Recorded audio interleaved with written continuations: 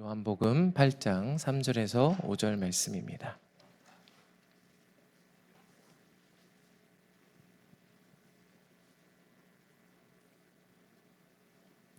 우리 함께 읽겠습니다. 서기관들과 바리새인들이 음행 중에 잡힌 여자를 끌고 와서 가운데 세우고 예수께 말하되 선생이여 이 여자가 간음하다가 현장에서 잡혔나이다.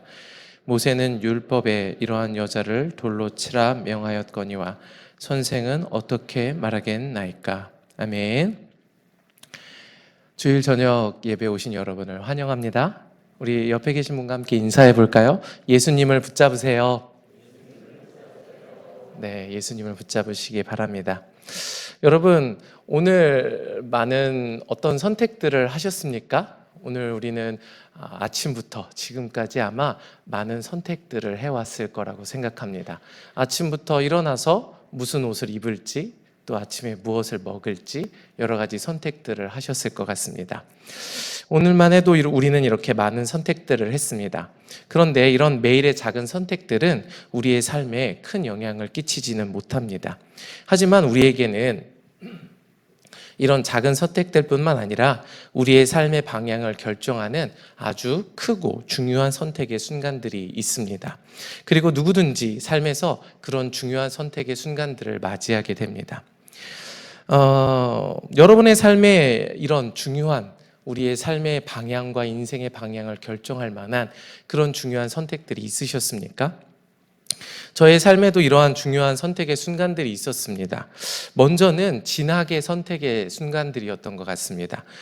초등학교부터 고등학교 때까지는 선택보다는 그냥 자연스럽게 흘러가듯 진학했습니다. 그런데 이 대학교를 선택하는 삶의 이 중요한 선택의 시간이 저에게 찾아왔습니다. 그리고 신학교에 진학하기로 선택했고 그때 한 선택이 이어져서 지금 목사로 이렇게 섬길 수 있게 되었습니다. 뿐만 아니라 저의 삶의 결혼도 저에게 굉장히 중요한 선택이었습니다. 지금 사랑하는 사모와 만나서 결혼하게 되었습니다. 그리고 그런 선택들로 인해서 지금 사랑하는 아들을 낳을 수도 있었죠. 아들이 태어나는 것, 이런 아이가 태어날 것에 대해서 선택하진 않았지만 그래도 사랑하는 아이가 축복으로 저에게 찾아왔습니다.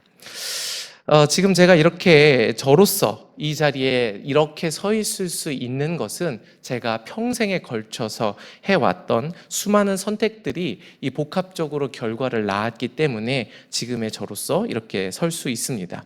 우리는 지금까지 많은 선택들을 해서 여기까지 왔고 또 앞으로도 많은 선택들을 할 것입니다. 그리고 그런 선택들은 우리가 결국에 맞이할 그 결과로 이어지게 됩니다. 그런데 성경에 보니까 하나님께서도 이스라엘 백성에게 그리고 오늘 우리에게도 이 중요한 선택을 할 수 있도록 두 가지 길을 제시하고 있는 것을 우리는 알 수 있습니다.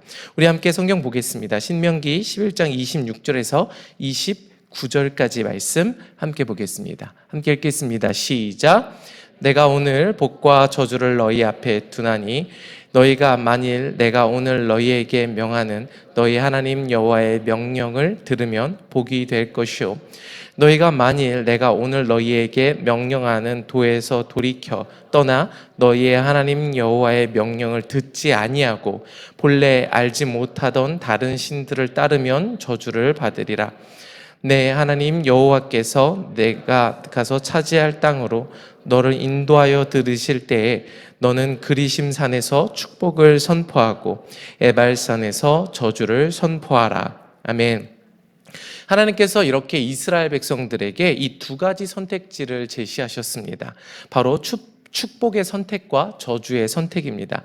하나님께서 말씀하신 모든 말씀을 듣고 지켜 순종하면 하나님께서 이스라엘 백성에게 약속하신 모든 축복을 그들이 누릴 수 있게 해주시겠다고 약속해 주셨습니다. 그리고 반대로 이스라엘 백성들이 하나님의 말씀을 듣지 않고 하나님의 명령에서 떠나 우상을 섬긴다면 그들은 하나님께서 말씀하신 대로 저주의 결과를 맞이하게 될 것이다라고 말씀하셨습니다. 그리고 하나님께서 이스라엘 백성들에게 그들이 가나안 땅에 들어가게 되었을 때 가나안에 있는 두 산, 어떤 산이죠? 그리심산과 에발산, 이 산에 올라가서 그리심산에서는 이 축복의 말씀을 선포하고 이 에발산에서는 이 저주의 말씀을 선포하라고 말씀하셨습니다.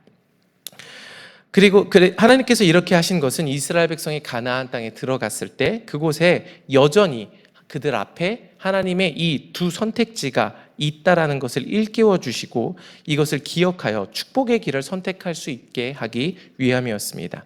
하나님은 오늘 이스라엘 백성 앞에 그리고 우리 앞에 이 축복과 저주의 길을 동시에 제시하고 계십니다.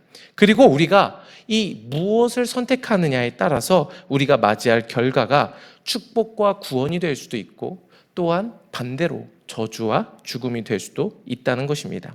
그렇다면 여러분, 오늘 과연 우리는 무엇을 선택해야 될까요? 여러분, 무엇을 선택하시겠습니까? 저주의 길을 선택하시겠습니까? 그렇지 않습니다. 우리는 모두 축복의 길을 선택할 것입니다. 저도 그렇습니다. 저도 축복의 길을 선택하고 싶습니다. 하나님의 말씀을 듣고 순종하여 하나님이 약속하신 모든 축복을 누리며 살고 싶습니다. 분명 우리가 모두 이 축복의 길을 선택하고자 하고 선택할 것입니다. 그런데 여기에 큰 문제가 한 가지 있습니다. 우리 함께 에베소서 2장 3절 말씀 같이 읽겠습니다. 함께 읽겠습니다. 시작. 전에도 다 그 가운데서 우리 육체의 욕심을 따라 지내며 육체와 마음에 원하는 것을 하여 다른 이들과 같이 본질상 진노의 자녀이었더니. 아멘. 이 바울이 말씀하시는 우리의 본질에 대한 이야기입니다. 우리의 본질이 무엇입니까? 진노의 자녀라는 것입니다. 그래서 육체의 욕심을 따라 지내며 육체와 마음이 원하는 것을 하며 하나님의 뜻을 거스르는 것입니다. 본질상 진노의 자녀라는 것은 그 의미는 우리가 축복의 길을 선택하고 싶어도 축복의 길을 선택할 수 없는 존재라는 뜻입니다. 우리가 아무리 노력하여 의의를 선택하여 이 그리심산에서 말씀하신 그 하나님의 축복을 받고자 노력하더라도 우리가 본질적으로 진노의 자녀이기 때문에 우리는 어느덧 의의가 아니라 축복이 아니라 죄와 저주를 선택하고 있다라는 것입니다. 우리가 의라고 생각해서 선택한 것조차 하나님의 관점에서 볼 때 죄라는 것입니다. 의를 향해 달려가고 의를 위해 노력한다고 하지만 결국 본질상 진노의 자녀인 우리는 불의를 마주하게 된다는 것이죠. 의를 선택하고자 하나 죄를 선택할 수밖에 없는 것이 우리의 본질이고 성경이 말씀하시는 우리의 현실이라는 것입니다. 만약 우리가 우리의 힘으로 의를 선택해서 이 그리심산에서 말씀하신 축복을 우리가 우리의 노력으로 얻을 수 있었더라면 아마 예수님께서 이 땅에 오지 않으셨어도 될 것입니다. 우리의 힘으로는 의를 행하는 것이 불가능하기 때문에 예수님께서는 그런 우리를 구원하기 위해 이 땅에 오신 것입니다.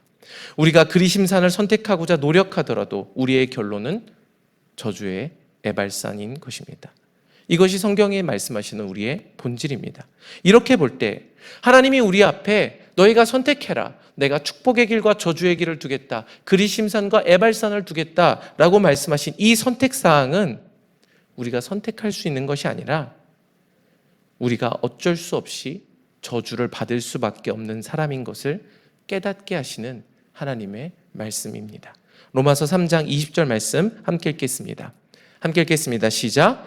그러므로 율법의 행위로 그 앞에 의롭다 하심을 얻을 육체가 없나니 율법으로는 죄를 깨달음이니라. 율법을 지키면 여러분 어떻게 됩니까? 하나님이 약속하신 대로 복을 받을 수 있습니다. 그리고 율법을 지키지 못하면 하나님이 말씀하신 대로 저주를 받을 수밖에 없습니다. 우리는 이 선택지 앞에 서 있습니다. 율법을 지킬 수 없는 사람, 저주를 받을 수밖에 없는 사람으로서 이 선택지 앞에 서 있습니다. 그렇게 되면 우리가 마주하는 결론은 무엇입니까? 율법을 행할 수 없어 저주를 받을 수밖에 없다는 것입니다. 우리는 저주를 받을 수밖에 없는 사람인 것을 이 율법 앞에서, 에발산과 그리심산 앞에서 명확히 알 수밖에 없습니다. 오늘 본문에서 한 여인이 등장합니다. 이 여인은요, 지금 사람들 앞에 붙잡혀서 예수님 앞으로 끌려왔습니다. 이 여인은 모세의 율법에 의하면 당장 돌로 쳐 죽임을 당할 수밖에 없는 그런 상황에 처했습니다. 바리새인과 서기관들은 과연 예수님께서 어떻게 하시는지 보려고 예수님을 고발하기 위해 이 여인을 예수님에게로 붙잡아 왔습니다. 간음을 행하다 잡혀온 여인이 여인의 죄를 생각해 볼 때 그녀가 창녀였을 수도 있지만 그것보다는 정황상 그녀는 남편이 있음에도 불구하고 그 남편을 버리고 다른 남자와 사랑하고 잠자리를 가진 간음을 행한 이 가능성이 더 큽니다. 여인은 남편을 두고서 다른 남자와 사랑을 나누던 중에 현장범으로 잡혀오게 된 것입니다. 여러분, 우리가 잠깐 이 여인에 대해서 한번 생각해 봅시다. 이 여인은 어떤 인생을 살아왔을까요? 어떻게 하다가 여기까지 끌려왔을까요? 그녀의 인생의 시작에서부터 그녀는 어떤 선택을 해온 것일까요? 우리가 지금 그녀의 이 평생의 선택을 다 알지 못합니다. 그러나 그녀가 결혼을 해서 남편이 있다는 것과 남편이 있음에도 불구하고 다른 남자와 사랑을 하고 함께하는 선택을 했다는 것을 우리는 알 수 있습니다. 그리고 지금 이 자리에 돌로 맞아 죽을 수밖에 없는 이 자리에 끌려온 것입니다. 그리고 이 자리에 끌려온 여인에게는 이제 더 이상 어떤 선택도 남아있지 않습니다. 오직 저주를 받아 돌에 맞아 죽을 수밖에 없는 상황이 이 여인에게 확정된 것입니다. 그런 상황에서 여인은 예수님을 만나게 되었습니다.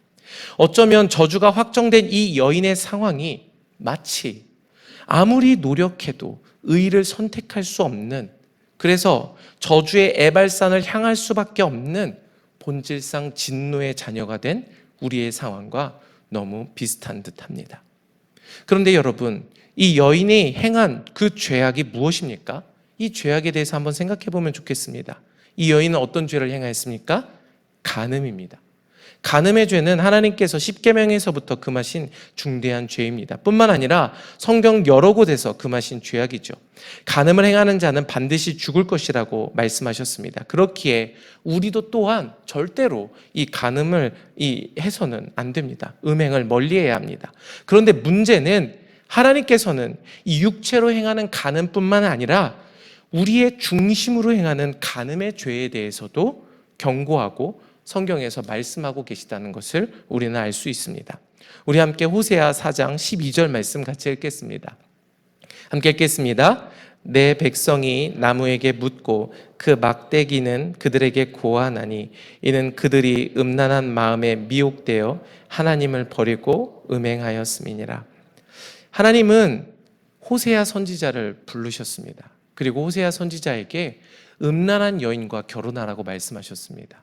그리고 그 여인과 결혼해서 아이도 낳게 됩니다. 그런데 이 음란한 여인은 호세아와 결혼을 했는데 어떻게 합니까? 호세아를 버리고 다른 남자와 간음을 행합니다. 하나님께서는 하나님의 백성이 이 호세아 선지자의 아내와 같이 하나님을 떠나 영적 간음을 행하였다는 것을 이 호세아 선지자를 통하여 분명하게 말씀하십니다. 이는 이스라엘과 유다가 행한 간음의 죄악이 얼마나 더럽고 끔찍한 것인지 하나님께서 호세아 선지자와 그의 상황을 통하여 잘 표현하고 계십니다. 여러분, 이스라엘이 행한 간음이 무엇입니까? 오직 하나님만을 사랑하기로 이스라엘은 약속했습니다. 그러나 이스라엘 백성은 남편이신 하나님을 두고서 이스라엘과 유다가 다른 나라를 의지하였고 또한 하나님을 두고서 우상과 바알을 섬겼던 것입니다. 하나님은 이것이 이스라엘이 행한 간음의 죄악이라고 말씀하고 계십니다.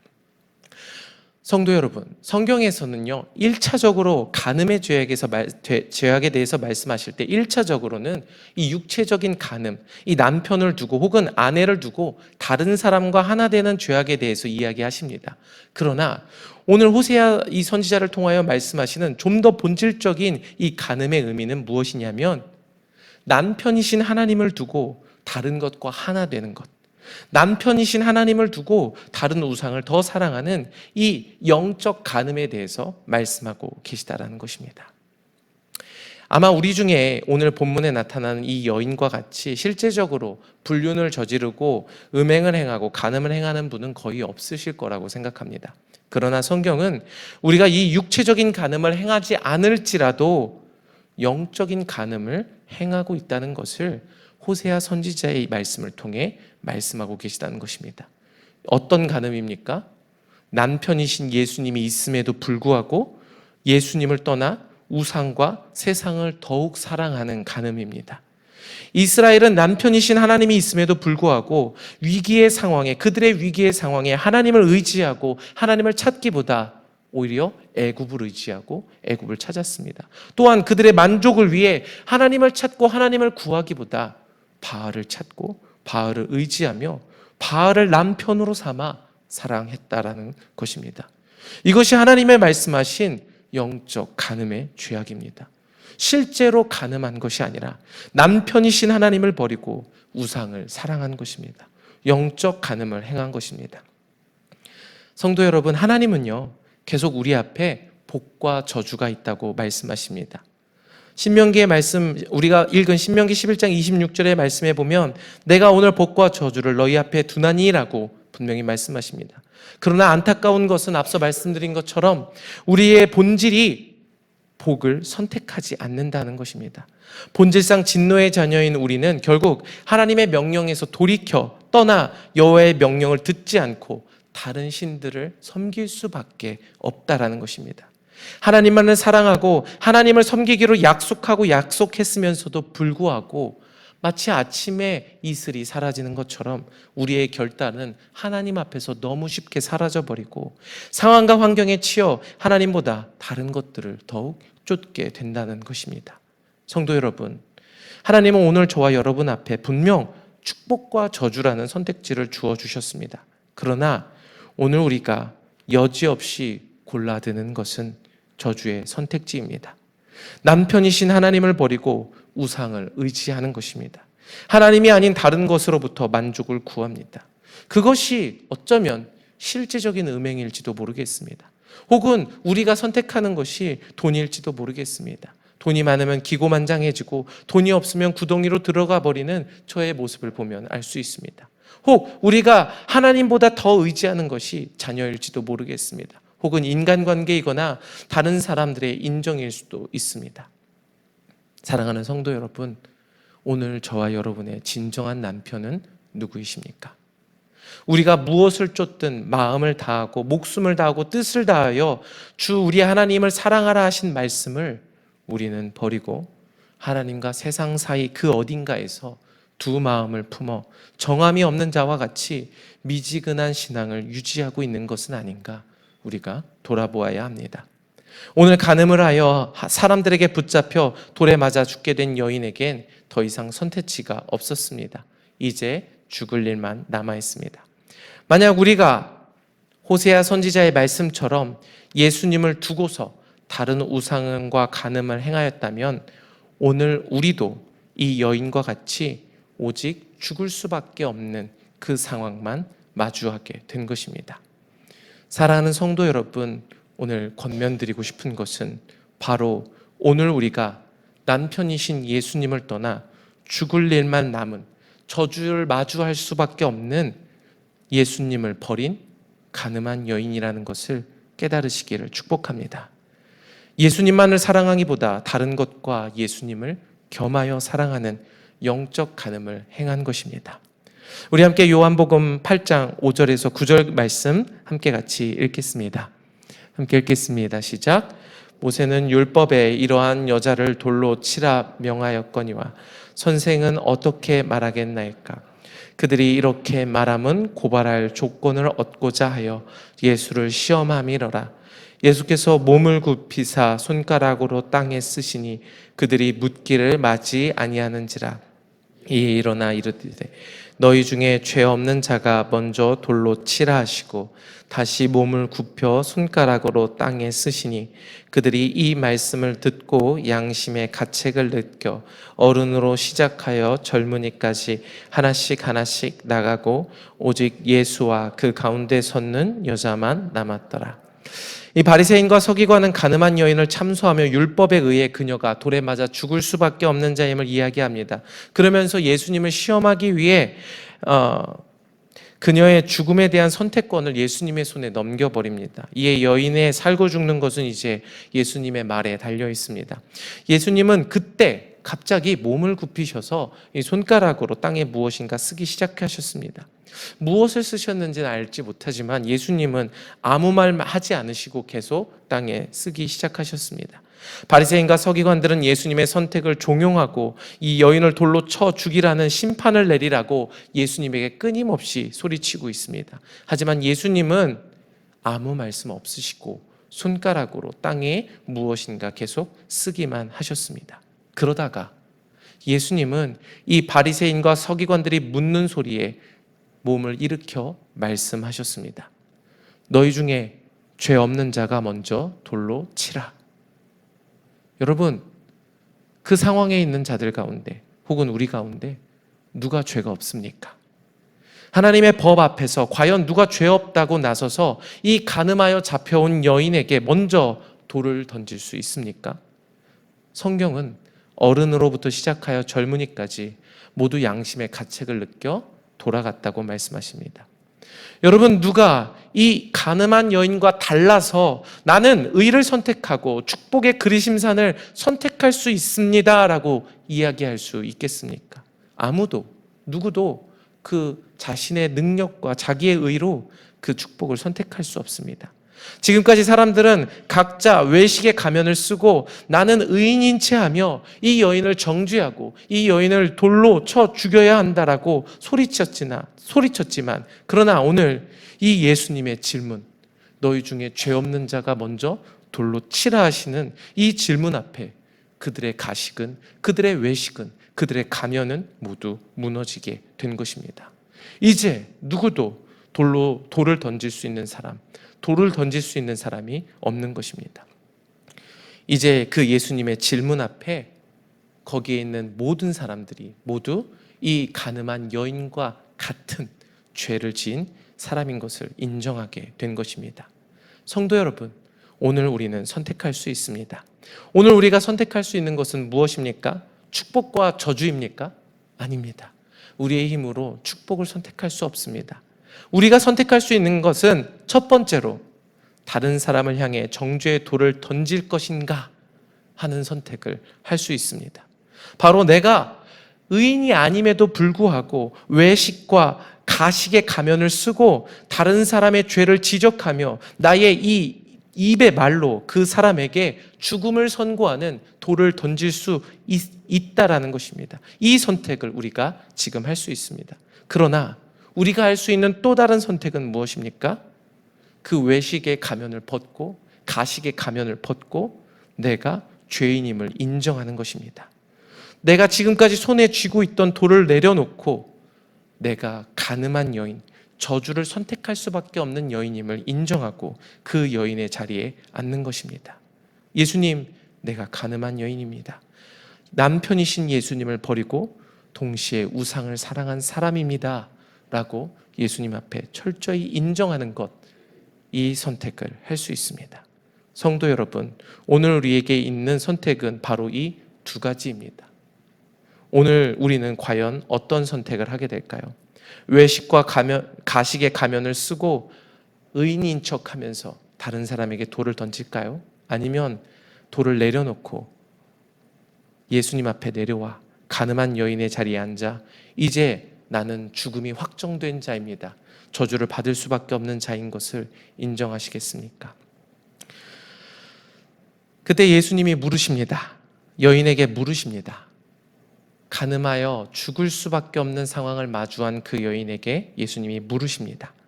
너를 고발하던 그들이 어디에 있느냐? 여인이 말합니다. 주여, 없나이다. 저주를 외치던 모든 사람들이 양심의 가책을 받아 돌아갔습니다. 모두가 죄의 저주에 있다는 것을 인정하지 않을 수 없었던 것입니다. 그리고 이제 자신이 죽을 죄인인 것을 철저하게 깨달은 이 간음한 여인과 예수님만 남아있게 된 것입니다. 우리 함께 요한복음 8장 10절에서 11절 말씀 함께 읽겠습니다. 함께 읽겠습니다. 시작.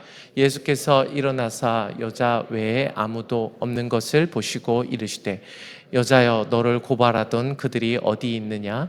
너를 정죄한 자가 없느냐? 대답하되 주여, 없나이다. 예수께서 이르시되 나도 너를 정죄하지 아니하노니 가서 다시는 죄를 범하지 말라 하시니라. 아멘. 사랑하는 성도 여러분, 오늘 예수님 앞에 엎드리시기를 축복합니다. 남편이신 예수님을 두고서 다른 것들을 더욱 사랑했던, 혹은 예수님도 사랑하지만 동시에 세상을 사랑했던 그 두 마음을 품었던 영적 간음을 행한 자인 것을 깨닫고 인정하고 다시 남편이신 예수님 앞에 서시기를 바랍니다. 이것이 오늘 우리가 할 수 있는 유일한 선택입니다. 그때 남편이신 예수님이 말씀하십니다. 나도 너를 정죄하지 아니하노니 가서 다시는 죄를 범하지 말라. 오늘의 이야기에서 예수님은 이 여인의 실제적인 남편은 아닙니다. 그러나 예수님은 온 교회의 남편이시고 저와 여러분의 남편이십니다. 오늘 우리가 예수님 앞에 예수님, 제가 간음한 여인입니다 라고 인정하고 엎드릴 때 예수님은 우리에게 말씀하십니다. 나도 너희에게 정죄하지 아니하노니 가서 다시는 죄를 범하지 말라. 성도 여러분, 만약에 아내가 바람을 피우면 그 남편의 분노가 얼마나 뜨겁겠습니까? 남편이 간음한 아내를 가만두겠습니까? 그 아내를 정죄할 뿐더러 그 아내에게 화를 내고 폭력을 사용할지도 모르겠습니다. 그러나 우리의 남편이신 예수님은 말씀하십니다. 간음한 그의 신부에게 말씀하십니다. 나도 너를 정죄하지 아니하노니 가서 다시는 죄를 범하지 말라. 여러분, 간음한 여인이 다시 죄를 범하지 않으려면 어떻게 해야 합니까? 다시 그 간음했던 남자를 만나지 않으면 되겠습니까? 아닙니다. 간음한 여인이 다시 죄를 범하지 않는 것은요, 다시 남편에게로 돌아가는 것뿐입니다. 오로지 남편만을 사랑하고 두 마음을 품지 않는 것이 간음한 여인이 죄를 범하지 않을 수 있는 유일한 길입니다. 사랑하는 성도 여러분, 오늘 우리가 보석보다 귀한 예수님의 신부인 것을 우리가 믿음으로 고백합니다. 아멘. 오늘 예수님은요, 간음한 여인임을 깨닫고 스스로 자기가 저주 앞에 놓인 자인 것을 인정하여 예수님 앞에 나오는 자들을 절대 버리지 않으십니다. 그들을 다시 회복하시고 다시 처음과 같이, 아니 처음보다 더 큰 사랑으로 그들을 안아주십니다.